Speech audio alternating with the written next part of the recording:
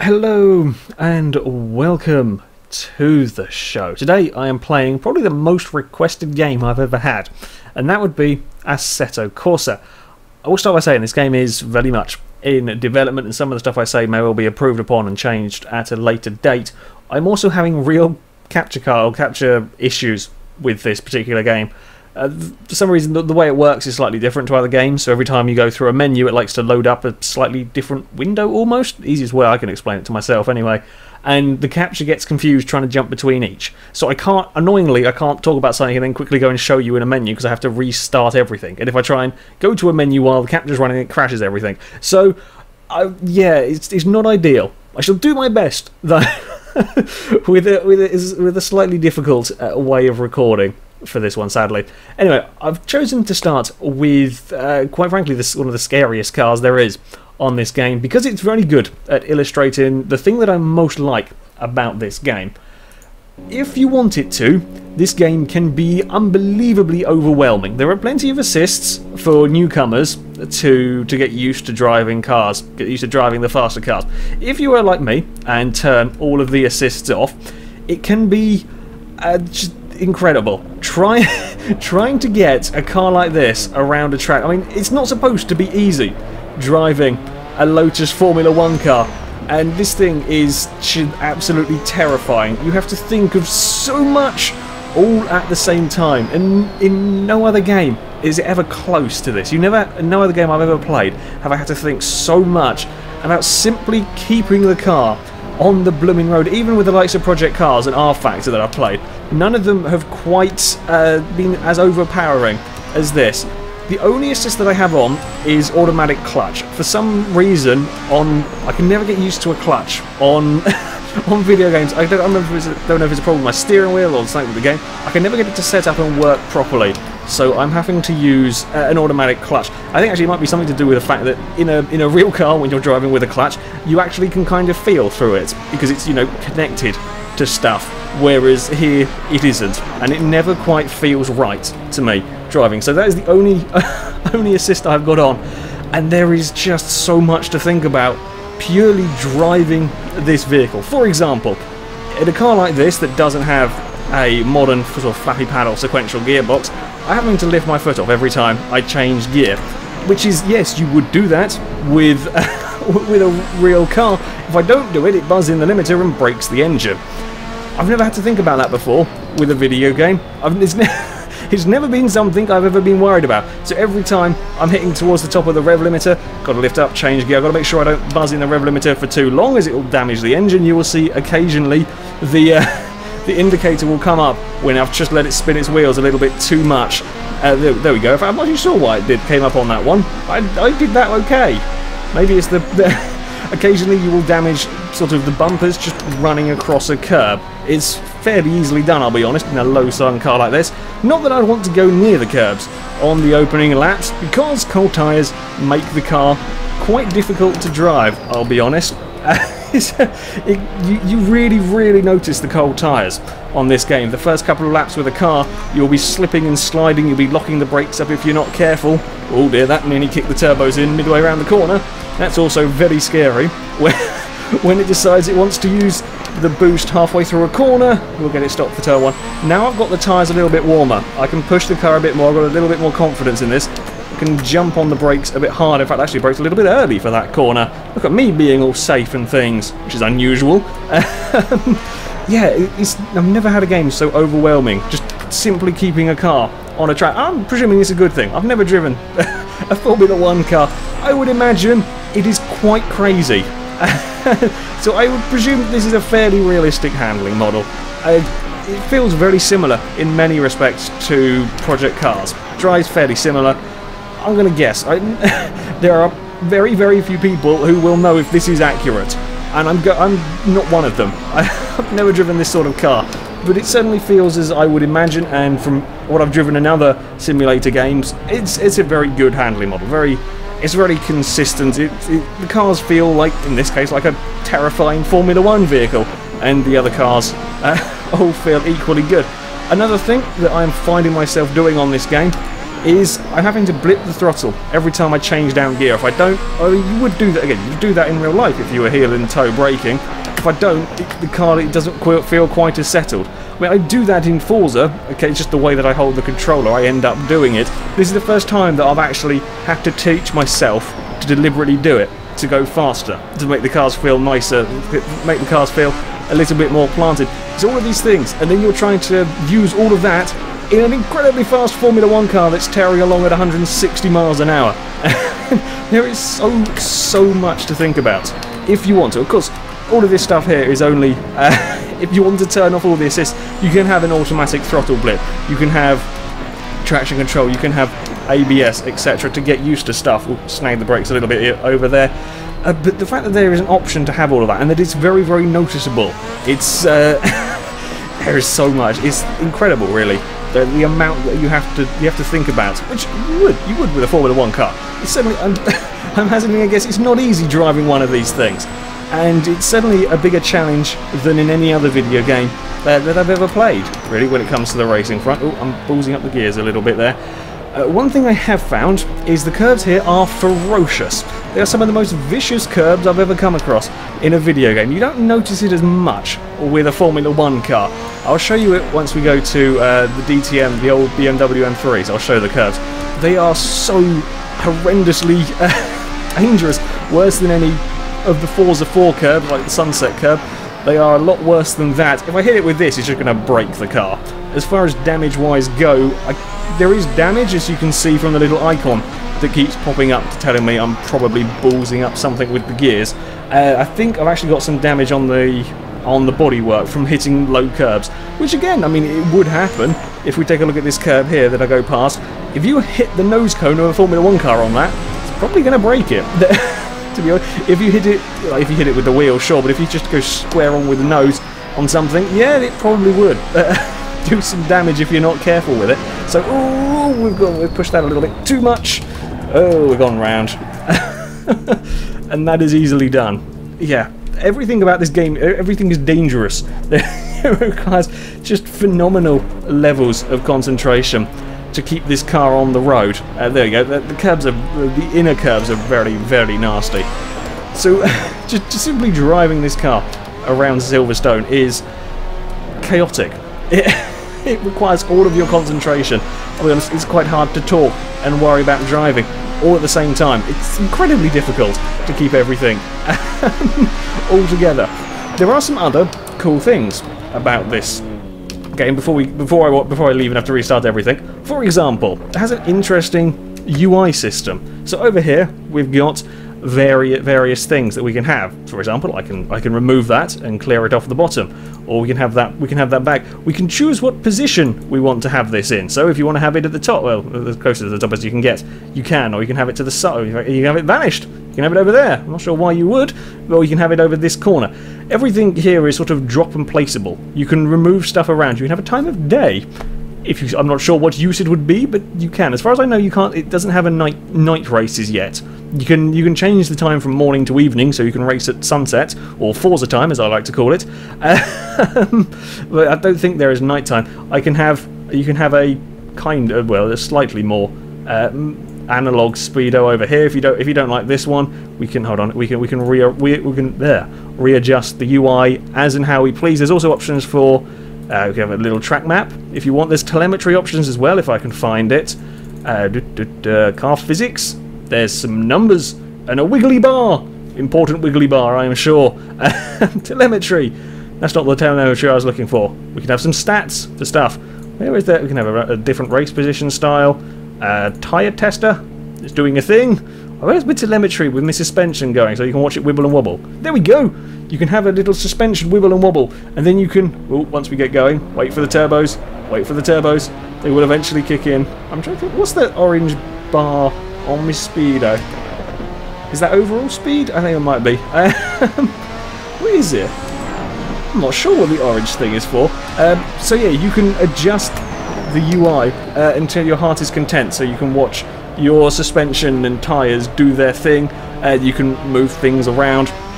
It's a very neat system, probably the neatest system I've seen, because you can literally do whatever the hell you want with it, and you can mess about until you are perfectly satisfied. You don't have to put up with just whatever the game gives you. And of course, if you want to get rid of stuff, if you want to have no HUD at all, then you can do. As we're going to get very close. Oh god damn it, that curb.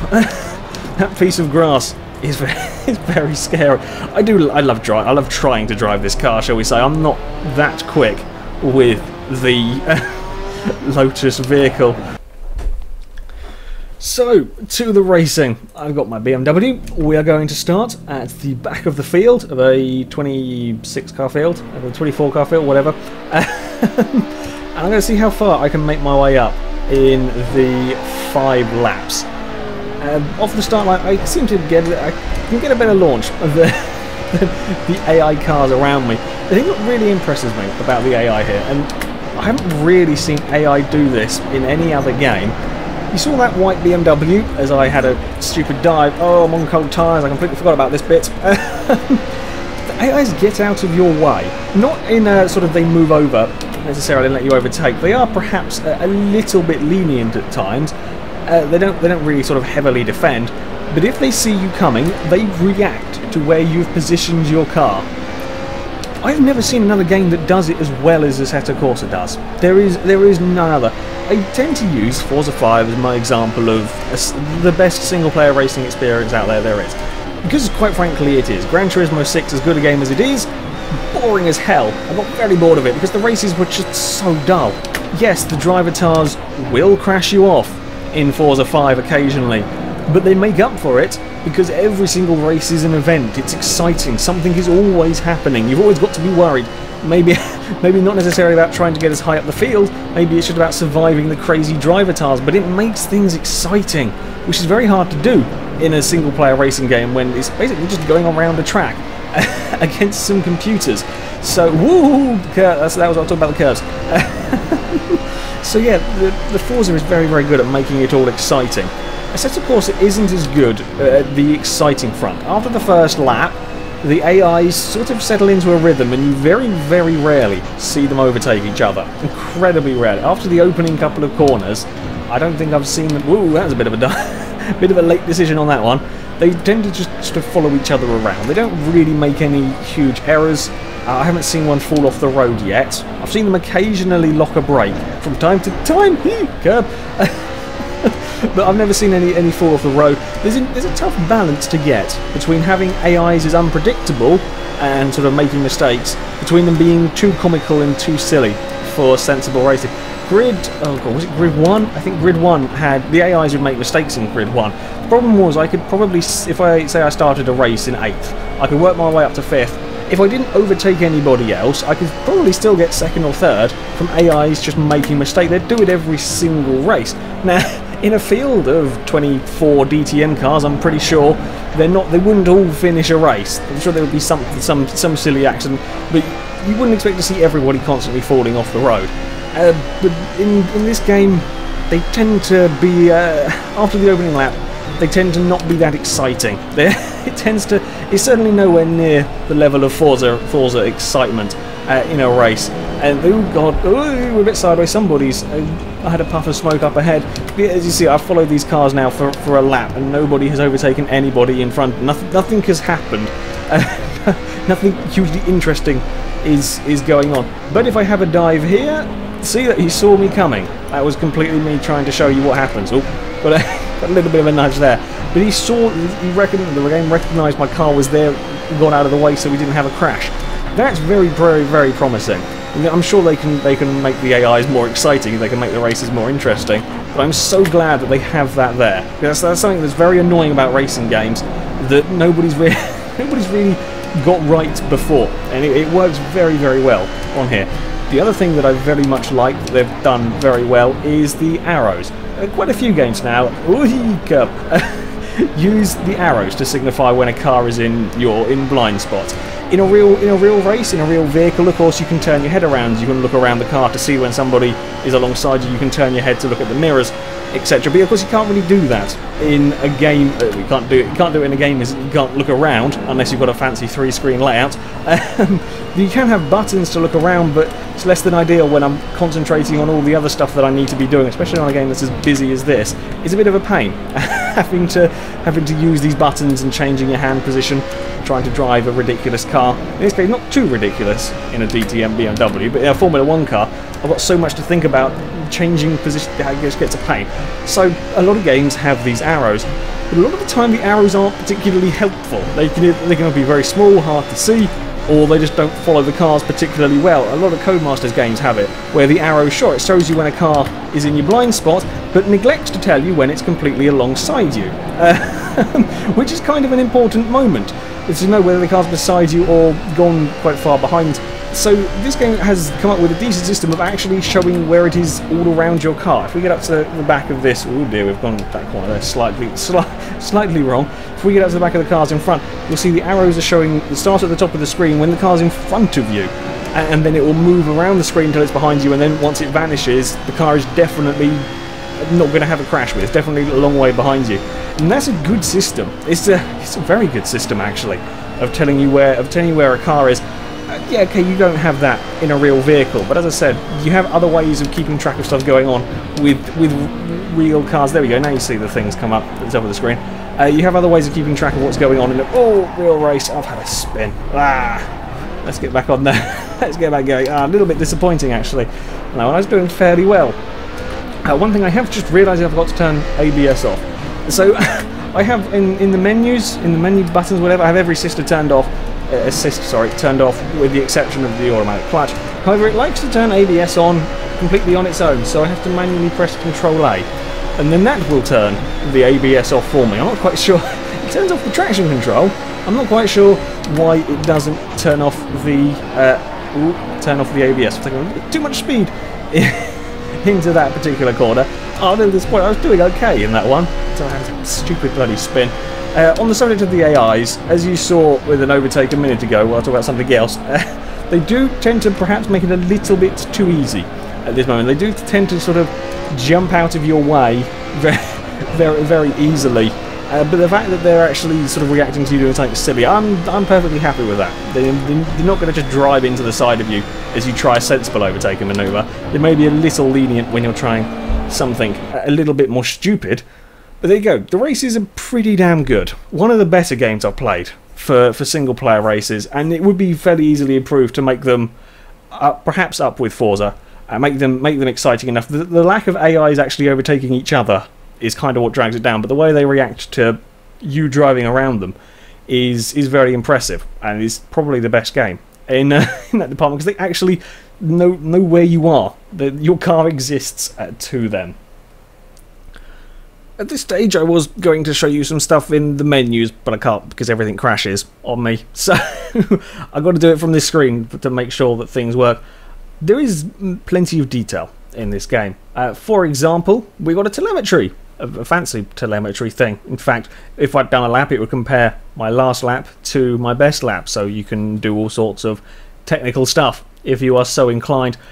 There is an awful lot of options on the setup, as you would expect really from a simulator. You can have a choice of tyres if you want. I can't make it rain. I don't think there is rain in this game. I haven't seen an option for it, otherwise I would be definitely messing around with that. It's possible, seeing that this has only got the slick option. I wouldn't be surprised to see rain in the future, intermediate tyres, etc. Yeah, there's not quite there yet. There's still development, etc. There's plenty of options to keep you busy if you wish to fine-tune your cars. Another interesting thing with this game is you can choose the track conditions. I haven't seen this before. I would show you this in the menu, but I can't. As the previous couple of things I've been doing have been with optimum track conditions, so they've been basically perfect. There are varying degrees of track condition until you get down to what I'm driving on at the moment, which is a dusty track. That means that to start with, it's pretty damn slippery, but it will get quicker as you go along. The more laps you do, the quicker the track is going to get. Then there are varying options. You can choose this track surface to old, which means that there is not very much grip and it doesn't really get any faster ever. You can have, I think, what are the other options? You can have a green track, so there's not much grip to start with, but it will gradually build up through the course of the race, and sort of things like that. It adds an interesting challenge to proceedings, shall we say. I quite like it. It's a neat way of doing things. It gives you a very simple option of how much grip do you want on the track. It's nice to have just a simple option like that, and you can try and take a Formula 1 car around a very old track and see if you can keep it on the road. It adds to the level of difficulty if you want to race with a field of cars on a slippery track. That's always a little bit scary. Managed to get it stopped for that. Ooh, there you go. See, back into the car. It wouldn't normally step out like that through that corner. I've driven this track quite a few times with the McLaren. I like this layout, this particular track. I have no idea how to pronounce his name at all, but it's a good track around here. And yeah, you do notice the difference in the track surface. The car will want to slide around a lot more. I forgot to turn the ABS off, my bad. Yeah, it will want to slide around a lot more. When you try to put the power down, you'll lock the brake up a lot easier trying to stop into these corners on a dusty track. And then after 5-10 laps, starts improving. You can push the car more and more. It's a very good system. Ooh, we've had a big lock up into that corner.